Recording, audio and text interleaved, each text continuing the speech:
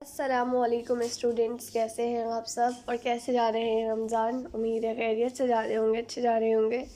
और इस बार तो भाई रोज़े रख के आप लोग स्कूल और अपने जो भी मतलब फर्स्ट ईयर सेकेंड ईयर के बच्चे तो कॉलेजेस जा रहे होंगे। अल्लाह ताला आपको हिम्मत दे कि आप लोग इसी तरह से अपने रोज़े जो है वो रखते रहें और स्टडीज़ भी आपकी अच्छी जाती रहे। रमज़ान एक बड़ा अच्छा मंथ होता है अपनी स्टडीज़ को एक बहुत अच्छे पैटर्न से लेकर चलने का। अच्छा भाई, हम लोग आप लोगों से एज़ पर प्रॉमिस बात की गई थी कि 9th क्लास फिज़िक्स के पीसी के कॉम्प्रिहेंसिव पेपर जो है वो सॉल्व करवाए जाएंगे। जो भी न्यूमेरिकल उसमें आए थे, तो हियर इट इज़। देखिए भाई, एक आपका न्यूमेरिकल वहाँ पर था, calculate the critical velocity of satellite for earth. आप क्रिटिकल वर्ड से कंफ्यूज नहीं होइएगा। आपको क्या मालूम करना है, you just have to find out velocity. देखिए बेटा, आपसे कहा गया है कि एक सैटेलाइट, जो बच्चे उर्दू मीडियम के, मैं उनके लिए बता दूँगी कि करे अर्थ पर ज़मीन के गिर्द एक सैटेलाइट जो है वो घूम रही है। ठीक है, आपको उसकी वेलोसिटी मालूम करनी है। ठीक है, उसकी ग्रेविटी ऑफ अर्थ आपको दी हुई है, उसका आपको ई दिया हुआ है। ठीक है, और आपको उसकी वेलोसिटी मालूम करनी है। आपके पास एक फार्मूला होता है, ठीक है, वेलोसिटी ऑफ अर्थ और स्क्वायर रूट के अंदर जी आर ग्रेविटी और रेडियस। आपने दोनों की वैल्यूज़ को पुट किया, ठीक है, और इनको आपस में आपने मल्टीप्लाई किया। आपके पास आंसर क्या आ जाएगा, अंदर की इन चीज़ों को मल्टीप्लाई करने से 64। अच्छा भाई, 64 आपके पास किसका स्क्वायर होता है, 8 का स्क्वायर आपके पास 64 होता है। स्क्वायर से स्क्वायर कैंसिल, आंसर क्या आ गया, 8। ठीक है, अच्छा भाई अगला देखें। एक मोटरसाइकिल सवार है जो सीधी स्ट्रेट पाथ के अंदर जो है ना, एक मोटरसाइकिल सवार चला रहा है अपनी बाइक। ठीक है, और उसकी वेलोसिटी चेंज होती है, यानी कि v1 कितना है, 10 मीटर पर सेकंड। इससे चेंज होकर कितनी होती है, vf 3 मीटर पर सेकंड हो जाती है। ठीक है, कितने टाइम के अंदर, 5 सेकंड के अंदर। आपको टाइम दिया हुआ है, इनिशियल और फाइनल वेलोसिटी भी दी हुई है, और आपको क्या मालूम करने को कहा है, एक्सेलरेशन, जिसको उर्दू में इसरा कहते हैं। ठीक है, आपको पता है इसरा का फॉर्मूला क्या होता है एक्सेलरेशन का, a is equals to we f minus we i upon t. आपने इनकी वैल्यूज़ को पुट किया। ठीक है, 3 माइनस 10, ऊपर वाली जो वैल्यू 3 माइनस 10 आपके पास किसके इक्वल आ जाएगी, -7 अपॉन 5 के। ठीक है, और एक्सेलरेशन आपके पास क्या आंसर आ गया इसका, -1.4 मीटर पर सेकंड स्क्वायर। ठीक है, अच्छा जी, उसके बाद अगला देखिए।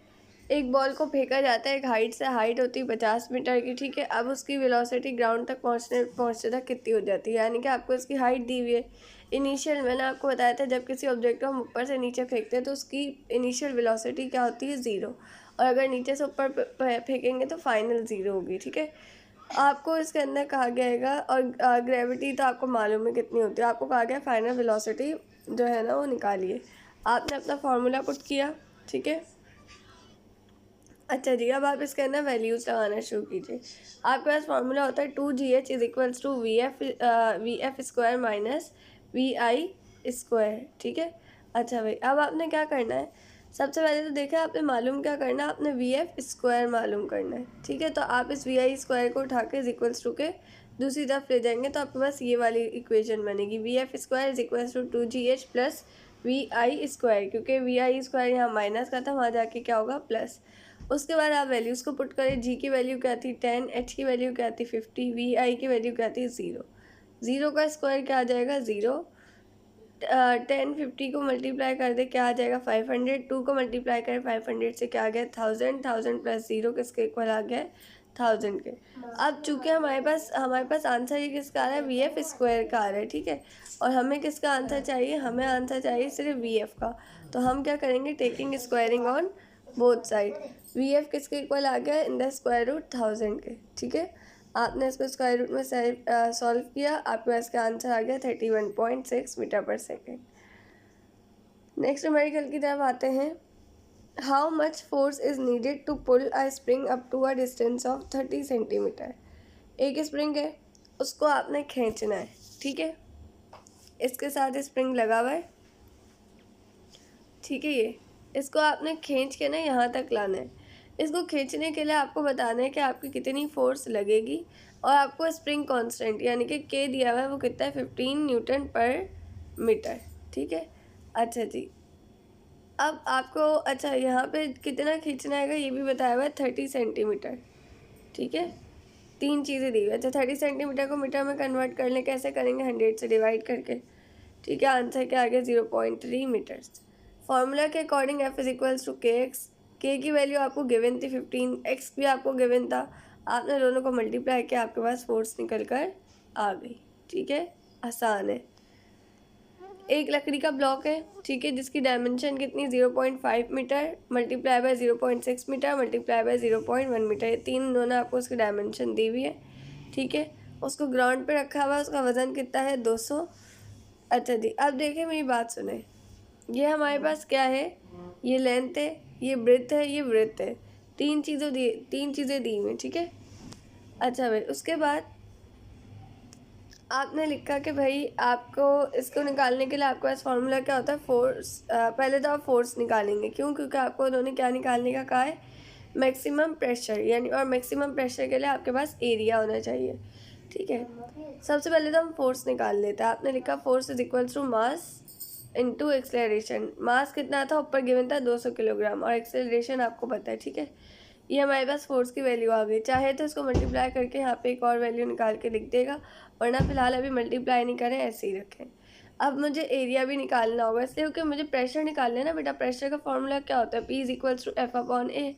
मेरे पास फोर्स नहीं थी, लेकिन डाटा ऐसा था कि मैं फ़ोर्स निकाल सकती थी, मैंने फ़ोर्स निकाला। मेरे पास एरिया नहीं था, लेकिन डाटा ऐसा आएगा कि मैं एरिया निकाल सकती हूँ। तो लेंथ और ब्रेथ को मल्टीप्लाई करेंगे तो क्या आ जाएगा? मेरे पास एरिया आ जाएगा। जब भी देखेंगे इस तरह की फॉर्म में आपको दी हुई थी, 0.5 metre multiply by 0.6 multiply by 1। ठीक है, अच्छा भाई, अब हम लोग इसके बाद इन वैल्यूज़ को पुट करेंगे। अब आप लोग कह रहे होंगे 1960 और ये 0.3 कहाँ से आया? तो देखें, इन दोनों को मल्टीप्लाई करने से 1960 आएगा। ठीक है, अच्छा जी, और इन दोनों को मल्टीप्लाई करने से आपके पास 0.3 आएगा। ठीक है, आपने उन दोनों को डिवाइड किया, इन दोनों को डिवाइड किया, और आपके पास जो है वो आंसर आ गया 6533.33 पास्कल।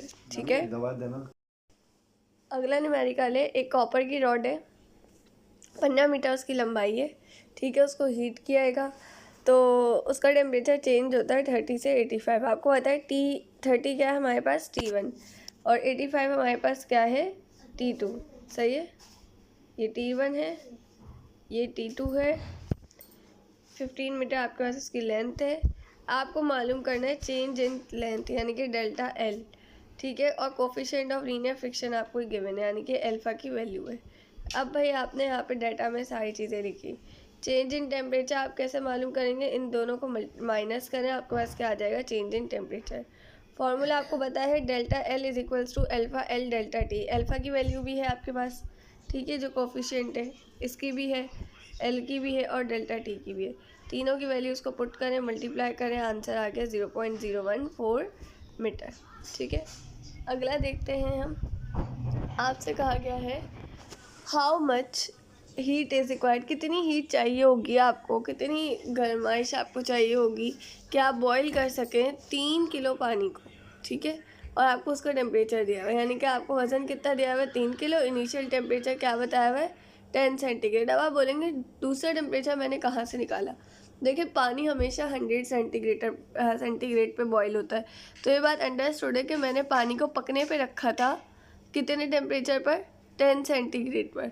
लेकिन कुछ टाइम बाद इसका टेम्परेचर कितना हो जाएगा? 100 सेंटीग्रेड। तो पहला वाला तो T1 है, जो मुझे हमेशा पता होगा, और मतलब हमेशा दिया जाएगा, और T2 तो मुझे हमेशा से पता होगा कि हाँ भाई पानी जो है वो इतने टेम्परेचर पर बॉयल होता है।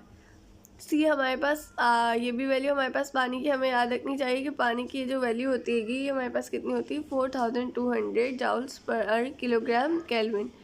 फॉर्मूला होता है C is equals to delta Q M delta T. अच्छा, डेल्टा टी हम कैसे निकालेंगे? अगेन इन दोनों को माइनस करके आपके पास डेल्टा टी आ जाएगा। ठीक है, आपने क्या किया? आपने 1 बाय 1 सबकी वैल्यूज़ को पुट करा। ठीक है, आपको चूँकि डेल्टा क्यू निकालना है तो आप क्या करेंगे? ये 390 को मल्टीप्लाई करेंगे, इसको मल्टीप्लाई करने से आंसर आएगा 270। उसको इज इक्वल्स टू के दूसरी तरफ ले जाए, इज इक्वल्स टू के दूसरी तरफ जाके वो इससे मल्टीप्लाई होगा और ये आपके पास आंसर आ जाएगा। अच्छा, ये एक लाइन है इसमें एक्स्ट्रा है, इसको कट कर दीजिए, ये मिस प्रिंटिंग है, ठीक है। अगला देखिए, calculate the speed of satellite which orbit. अच्छा, अगेन देखिए वही सैटेलाइट का सवाल है कि एक सैटेलाइट है वो ज़मीन के गिर्द चक्कर लगाती हैगी और कितने ऊपर हाइट से लगाती हैगी, 400 किलोमीटर हाइट से। इसको मीटर में कन्वर्ट कर लेगा, कैसे, किलो की जगह क्या लिख देंगे आप लोग, 1000, ठीक है। अच्छा भाई, बाकी आपको बाकी सारी वैल्यूज़ वो लोग खुद सवाल में देंगे। हाइट आपको बताएगी उसकी, आपको अपना क्या कहते हैं उसकी ग्रेविटी गिवन है, आपको उसकी मास गिवन है, अर्थ पे आपको उसका रेडियस गिवन है। आपने सब डाटा में पुट किया, आपके पास ये फार्मूला होता है, ठीक है। फार्मूला में वैल्यूज़ को लगाएं, मल्टीप्लाई करें, कैलकुलेटर में डाल के आपके पास ये आंसर निकल आएगा। मैं इसकी कैलकुलेशन को पूरा इतना लेंदी इसलिए नहीं करवा रही कि वहाँ पे ऑलरेडी आपको कैलकुलेटर अलाउ होते हैं, ठीक है। अगला देखिए, determine the gravitational force of attraction between Rani and Navira standing at a distance of 50 metre. आपको ग्रेविटेशनल फोर्स मालूम करनी है, अट्रैक्शन किसके दरमियान, रानी और नवीरा के दरमियान, जो कहाँ पे खड़े हुए हैं, थोड़े से फासले पर। फासला कितना है, 50 मीटर का, ठीक है। दो लड़कियाँ हैं जिनके दरमियान आपको ग्रेविटेशनल फोर्स ऑफ अट्रैक्शन निकालनी है, यानी कि फोर्स मालूम करनी है, और दोनों के दरमियान फासला कितना है, 50 मीटर का। रानी का वज़न कितना है, रानी का वज़न है 60 kg, ठीक है। नवेरा का वज़न कितना है, 70 kg। आपने लिखा M1 ये, M2 ये, ठीक है। और भाई रेडियस मेरे पास 2 मीटर है, और जी में जो मालूम कर गिवन होता है तो हमें पता ही होती है वैल्यू, और फोर्स हमें निकालनी है, ठीक है। अच्छा, ये यहाँ पे ना जो 2 लिखा हुआ है, 2 नहीं है, यहाँ 50 लिखेगा। अभी हम लोग पर देखा था ना, हमें सवाल में 50 गिवन है, ये थोड़ी सी गलती, इसको सही कर लिएगा। फॉर्मूला आपको बताया, F = G(m1 m2 upon r²). इसके अंदर वैल्यूज़ को पुट करें, आपके पास आंसर आ गया 11.25056 × 10⁻⁻11 न्यूटन। अगला देखिए, अगला है, a man is pushing a wheelbarrow on horizontal ground. एक शख्स है जो व्हील बैरो को घुमा रहेगा एक हॉरिजॉन्टल ग्राउंड के ऊपर। कितनी ताकत से घुमा रहा है, 300 न्यूटन की ताकत से घुमा रहा है, और एंगल बनता है 60 का, ठीक है। आपको उसके रेक्टेंगुलर कंपोनेंट्स मालूम करने हैं, ठीक है, यानी Fx और Fy मालूम करने हैं। आपके पास पूरा डाटा गिवन है, फोर्स गिवन है, एंगल गिवन है, Fx Fy। Fx का फॉर्मूला क्या होता है, Fx = F cos थीटा, और Fy का होता है F sin थीटा। आपने इसके अंदर पहले आप Fx निकालेंगे, ठीक है। Fx = F cos theta, F की वैल्यू क्या है, 300 cos, एज इट इज़ लिखा, थीटा की जगह क्या लिखेंगे, 60। इसको कैलकुलेटर में डालें, 0.5 आएगा, 300 को 0.5 से मल्टीप्लाई करें, आंसर आ गया क्या, 150 न्यूटन। फिर Fy = F sin theta, vertical components आपने इसके निकालने, ठीक है। F कितना आपके पास, 300 न्यूटन। साइन आपने एज इट इज़ लिखा, थीटा की जगह क्या लिखेंगे, 60, ठीक है। अभी से ही लिख देगा, इन्होंने नहीं लिखा, आप लिख देगा। दोनों को सॉल्व करेंगे, आंसर आएगा 0.866। इसको 300 से मल्टीप्लाई करें, आपके पास उसका Fy कॉम्पोनेंट भी निकल के आ गया। 2 ही कॉम्पोनेंट मालूम करने थे। अच्छा भाई, how much work is needed to move horizontally a body 20 metre by a force of 30 newton. कितना वर्क आपको चाहिए होगा मूव करने के लिए एक बॉडी को हॉरिजॉन्टली, ठीक है, कितनी फोर्स है, 30 न्यूटन की फोर्स से, ठीक है। और इनके दरमियान एंगल कितना होगा, फोर्स और डिस्प्लेसमेंट के 60 डिग्री। आप डाटा में सारी चीज़ें पुट करें, ठीक है। फोर्स गिवन है आपको, डी गिवन है आपको, एंगल गिवन है, ठीक है। वर्क मालूम करना है, फॉर्मूला होता है वर्क = FD cos थीटा। बेटा आपको F की वैल्यू गिवन है 30, D की गिवन है 20, cos एज इट इज़ लिखेंगे, और थीटा की जगह क्या लिखेंगे, 60। 30 × 20 600। cos 60 की वैल्यू लिखे, उसको 600 से मल्टीप्लाई करें, आंसर आ जाएगा 300 जाउल्स, ठीक है। एक शख्स है, वो कार को धक्का लगाता है, 18 मीटर का फासला है वो कार तय करती है, ठीक है। आप ये कार है, ठीक है, एक शख्स इसको धक्का लगा रहा है, इसने फासला तय करा कितना, 18 मीटर का, सही है। अच्छा भाई, फोर्स कितनी लगाई उसने इसके ऊपर, 2 न्यूटन की, और कितने टाइम में लगाई, 4 सेकंड में।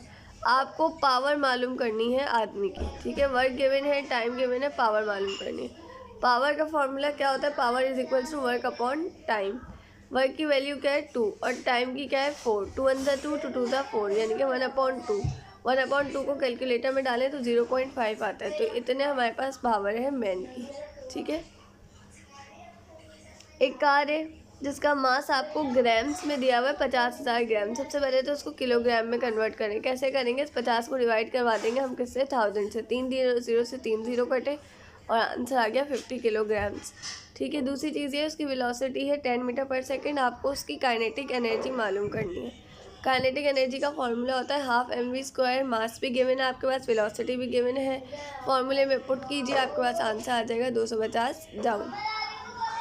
अच्छा भाई, the pressure on 9 centimetre cube of oxygen gas is doubled at a fix temperature. भाई एक आपके पास वो है ऑब्जेक्ट है कोई जिसका जो वॉल्यूम है ना वो कितना है, उसका ना वॉल्यूम है 9 सेंटीमीटर क्यूब, ठीक है। आपको उसका V2 मालूम करना है, ठीक है। इसके लिए फॉर्मूला होता है P1 V1 is equal to P2 V2। आपको बताएगा, उन्होंने कहेगा कि P1 जो है वो डबल है दूसरे केस में P2, यानी कि उसका जो प्रेशर 2 है ना उसके अंदर P1 डबल है। तो आप क्या लिख देंगे उसकी जगह पे 2P1।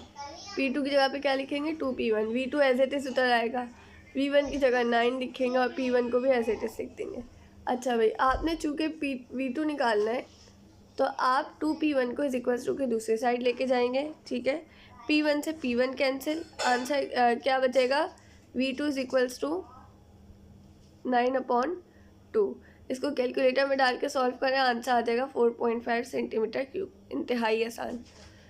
एक कार है मूव कर रही एक रोड पर, उसकी वेलोसिटी है 30 मीटर पर सेकेंड, ठीक है। जब ये अप्लाई करती है ब्रेक, सही है, तो इसकी वेलोसिटी कम हो जाती है और कितनी हो जाती है? 6 मीटर पर सेकेंड स्क्वायर। आप जो है वो क्या करें, आपको कहा गया आप उसका डिस्टेंस मालूम करें, ठीक है। आपने लिखा 2AS is equals to VF² minus VI²। उसके बाद आपने क्या करना है, अपने वैल्यूज़ को पुट करना है। चूँकि आपने डिस्टेंस निकालना है, ठीक है, तो आप 2A को इज इक्वल्स टू के दूसरी तरफ ले जाएंगे, ठीक है। ये इज इक्वल्स टू के दूसरी तरफ आके क्या होगा? डिवाइड होगा। उसके बाद आपने इन सब की वैल्यूज़ को पुट करना है। इसको सॉल्व करना शुरू करें, माइनस से माइनस करें, कटा 900/12, कैलकुलेटर में डालें, आंसर आ जाएगा 75 मीटर्स। आखिरी क्वेश्चन है, एक गन है जिसका मास है 8 किलोग्राम, उसको फायर करते हैं, ठीक है। ये जाती है और 40 किलोग्राम की वेलोसिटी के साथ, ठीक है। और इसकी 40 ग्राम में उसकी वेलोसिटी कितनी है? 100 मीटर पर सेकेंड।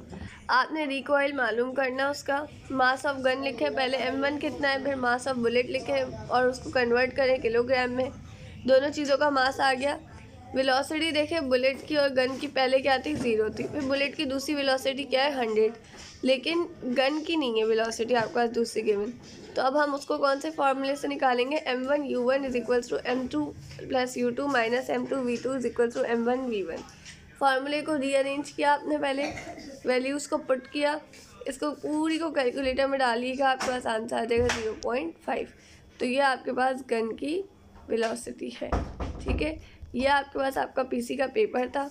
यहाँ तक किसी को कोई कन्फ्यूजन, कोई चीज़ ना समझ आई हो, कोई मुश्किल हो तो बेटा आप लोग क्लास में कमेंट करके मुझे बताइए। आपके कमेंट्स देखे जाते हैं, जितने ज़्यादा आप कमेंट्स करेंगे उतने आपके कमेंट्स जो है ना वो हाईलाइटेड होंगे, ठीक है। और आपको वो चीज़ समझाने में आसानी होगी, ठीक है। अपना ख्याल रखिएगा, मुझे दुआ में याद रखिएगा। अल्लाह हाफिज़।